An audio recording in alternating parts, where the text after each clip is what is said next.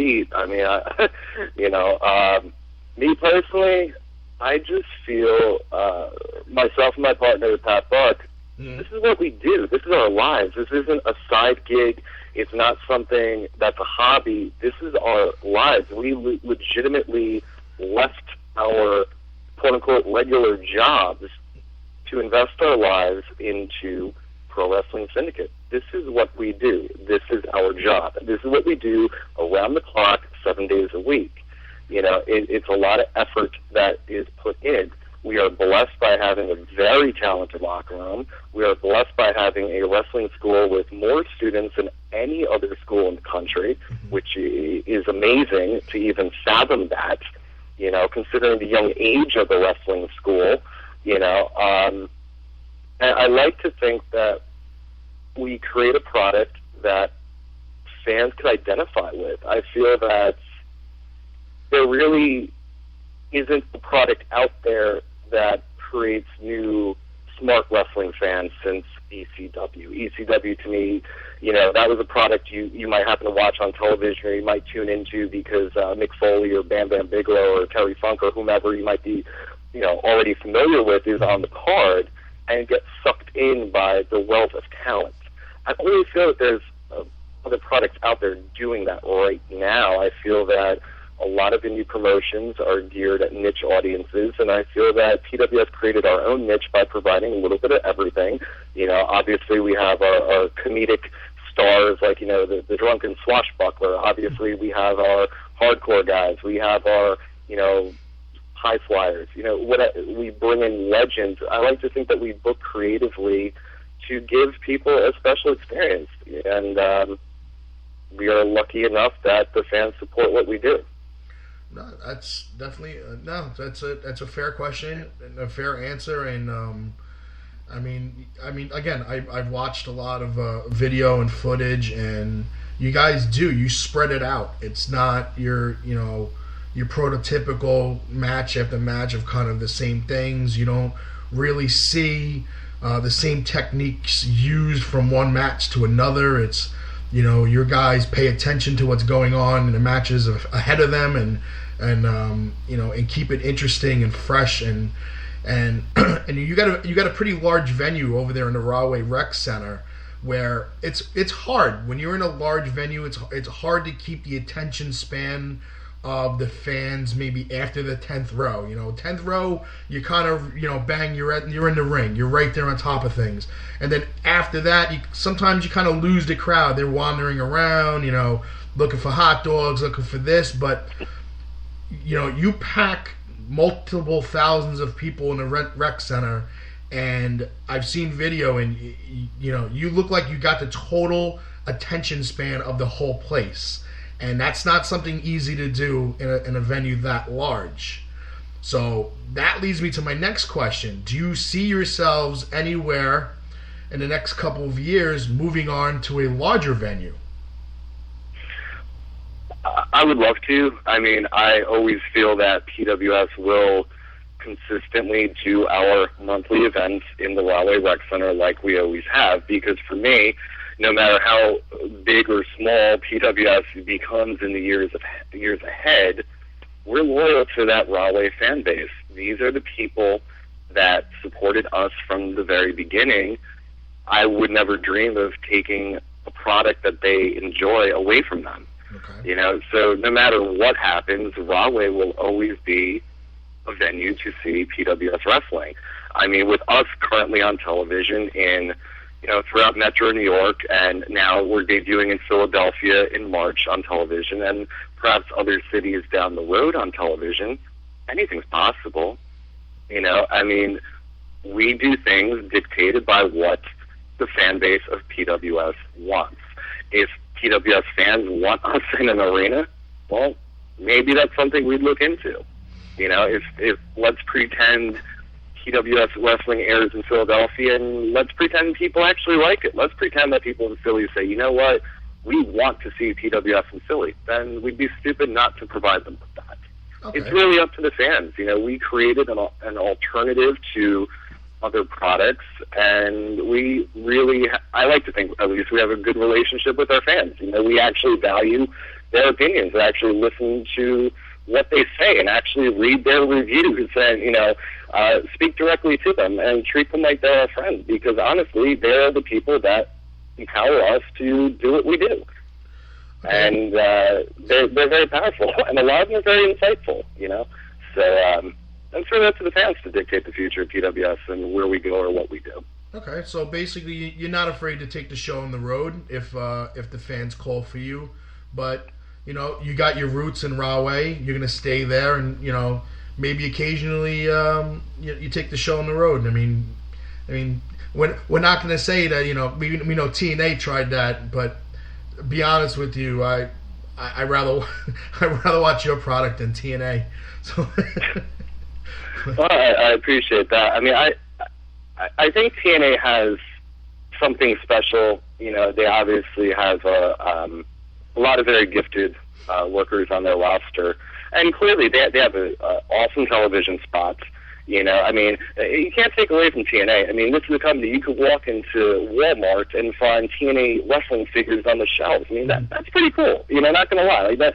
When you think about like how difficult things like that are to actually pull off, it's like it's pretty cool. I can't knock them. Oh no. They're doing they're doing something. They're an alternative. It's just as I like to call people the armchair promoters. I like to sit there and say like, oh, they should do this, they should do that, and it's hard not to sit there and say, this is what I would do if I had reins of the company. But to your credit, it's you and Pat Buck, like you mentioned, and Pat's had the experience in the business before, and I would imagine that has to help you as a co-owner and a partner of his. Having that kind of inside knowledge. I think we complement each other pretty well. I think our strengths and weaknesses both complement each other very well, and I think we both generally learn from each other, which is awesome. And I think that's what a strong partnership's about. I mean, compare it to superheroes. Compare it to like the X-Men, for example. You want your partner to be someone that could watch your back and is good at what you might not be good at, and vice versa. That way, it complements each other. Which I think is what we have, which is great. And Pat being an experienced worker, absolutely, a lot of great insight. He's the head trainer of the PWS Wrestling School, and passes his knowledge to our students, which is fantastic. And he's a monster in the ring. I mean. I love technical wrestling, and he puts on a show. Technically, a very sound wrestler. I couldn't agree with you more. Nick, you have a question? Yeah, you guys are taking your show on the road to Philadelphia, like you just mentioned. How do you feel the Philadelphia crowd is going to enjoy your product? Do you think they're going to really enjoy it? And they're a very hardcore town, and I mean, hardcore city. That's what Philadelphia is. What do you think Philadelphia is going to say about you guys? I have no idea. I'm curious to find out. I don't want to assume anything. I do think though that PWS in Philadelphia might be a little bit different than what Philly fans might be accustomed to. I don't feel that PWS would run a show at the ECW arena and try to duplicate ECW because we're a different promotion. I think we would try to attack things differently, which might work to our advantage or might not. I don't know. People might say, hey, this sucks. People might say, wow, this is awesome. It sucks that I've been missing out on this for so long. I have no idea. But I'd love to find out. I mean, it works both ways. I mean, if some people say you suck and some people say you're good, you're like kind of like the John Cena of independent wrestling. It's all right. He's still alive. The fans can pick and choose what they like and what they dislike. I mean, and for me personally, if we're putting something out there that the large majority says, "Wow, this sucks," then maybe we should reevaluate what we're doing. Likewise, if we kick off a show and the first thing the crowd sees is our ring announcer and he's getting streamers thrown at him, then maybe we're onto something. Who knows? Okay. TV deal. You just recently signed within the last 6 months a TV deal, putting you on television. at 4:30 time slot? Yes, we are on every Saturday late night, technically Sunday morning, 4:30 to 5:30 a.m. on WLNY.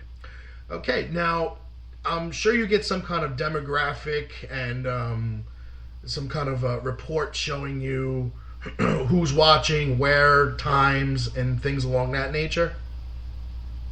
You would think so.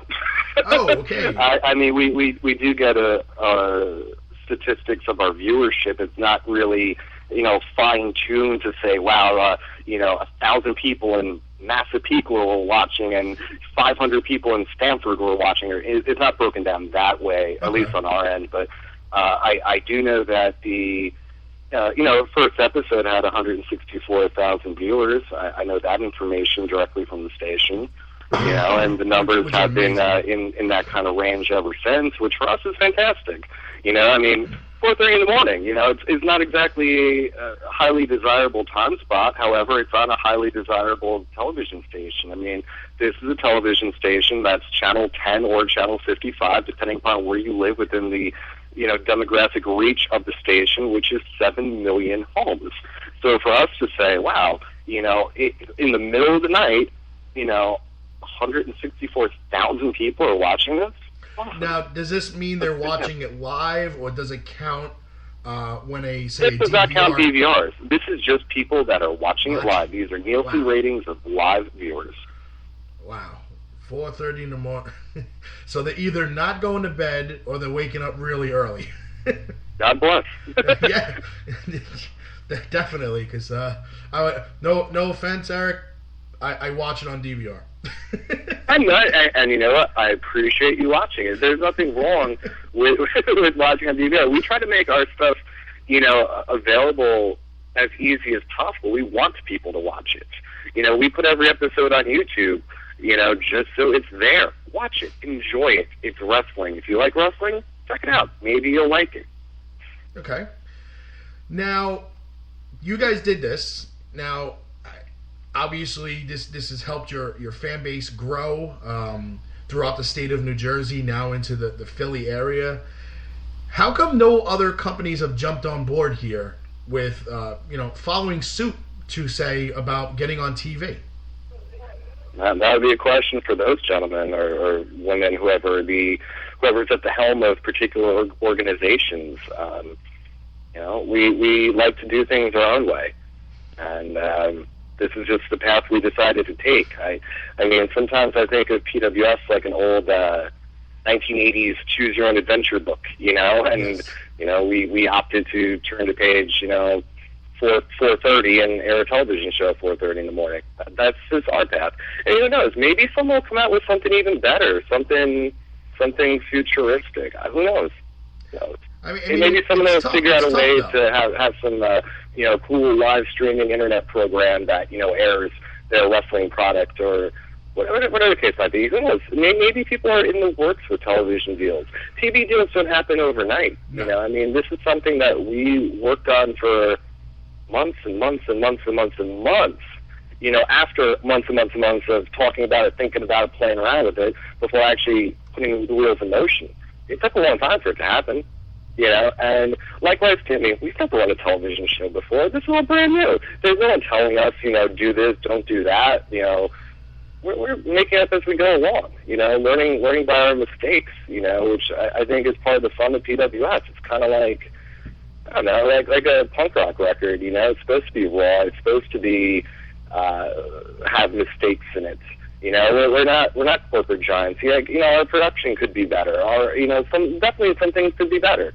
We're working on a shoestring budget with what we have and trying to make it work. And like I said, who knows?